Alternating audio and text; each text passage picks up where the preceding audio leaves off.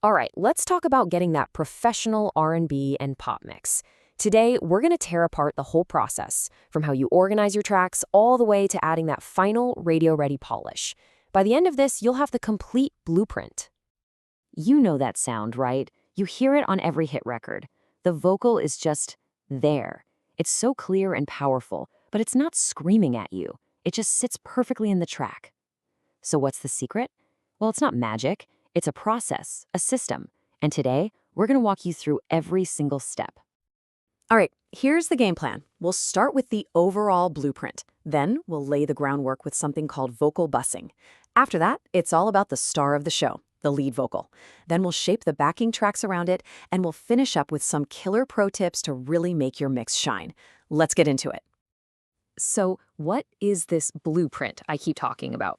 Look, it's really just about having a system, a structured workflow. Because in mixing, consistency is everything. You don't want to just get lucky once in a while. You want to nail it every single time. And a solid workflow is how you do that. Okay, before you even think about touching an EQ or a compressor, we got to get organized. The absolute foundation of a great vocal mix is proper signal routing, or what we call bussing.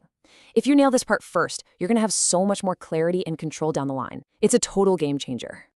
And it's actually pretty simple, but man, is it powerful.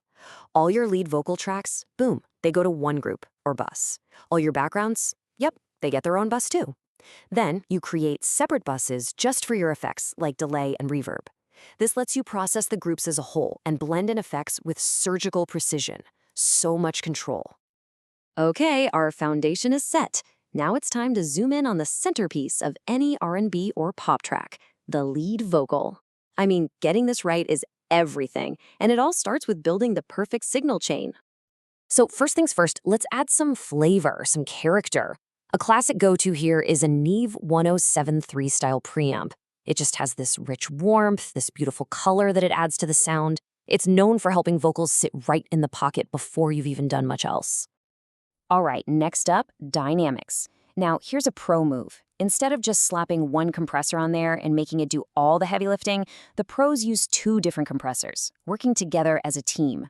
Think of it like a 1-2 punch for perfect vocal control. So here's how that 1-2 punch works. First, you use a super fast compressor, something like an 1176. Its only job is to instantly catch those really sharp, loud peaks that jump out. After that, you follow it with a much slower, smoother compressor, like a CL1B. This one isn't grabbing peaks, it's just gently evening out the entire performance. This combo sounds so much more musical and gives you that polished, consistent vocal you hear on all your favorite records. Okay, dynamics are handled. Now, let's create a space for our vocal to live in. We're talking reverb. And guess what?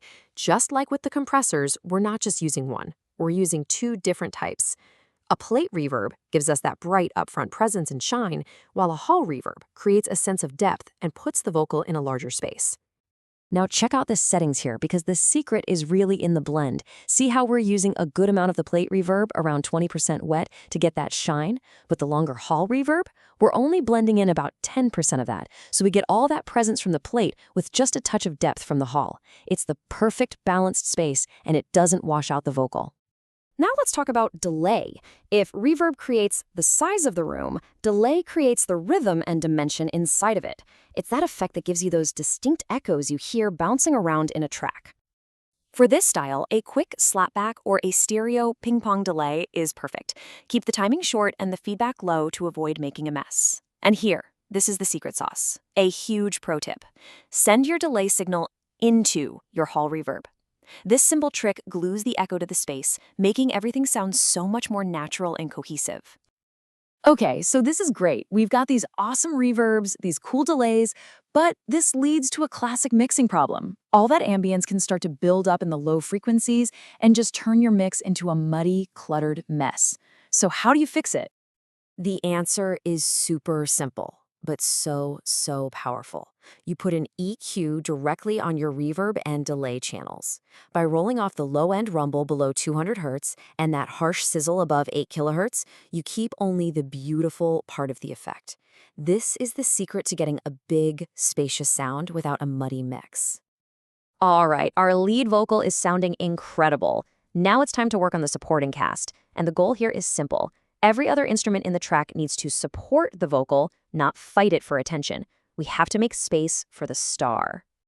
This chart breaks it all down. For the backing vocals, we roll off the lows and the highs to tuck them right behind the lead and use a shorter chamber reverb. For the piano, we're cutting a little bit around 300 Hz to avoid clashing with the body of the lead vocal. And the bass, notice that? No reverb at all. We want that low end tight, focused, and right down the middle. We have built the track from the ground up, and now it is time for the final polish. These are those advanced techniques that separate a good mix from a great one, the stuff that creates a truly cohesive and professional sound. First, a quick but crucial refresher on sends versus inserts. Remember, your time-based effects like reverb and delay always go on sends, so multiple tracks can share them.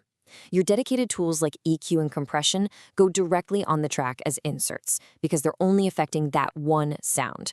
Getting this right is totally fundamental. And that leads us to one of the most powerful mixing tricks in the book. You want those lush, beautiful effects, but you can never let them overpower the vocal. Ducking is the technique that automatically carves out that space for you. Here's how it works. You put a compressor on your reverb and delay channels, but you set it to be triggered by the lead vocal. So whenever the vocal is singing, the effects automatically and subtly get quieter. They duck out of the way. Then, in the gaps between the words, the reverb and delay swell back up. It's a brilliant way to keep the vocal clear without losing that beautiful, spacious atmosphere. To wrap this all up, let's go over 3 final essential takeaways. Think of these as the last items on your checklist before you call this mix finished. First, always EQ your effects to prevent mud. It's a non-negotiable. Second, get creative with automation. Try adding a big delay throw on just the last word of a phrase for some serious impact. And third, use a gentle bus compressor on your main vocal group to add that final glue that makes all the vocal parts sound like one cohesive performance. And there you have it, a complete blueprint for a professional R&B and pop mix. The techniques are here, the workflow is all laid out. So the only question left is, what are you going to create with it?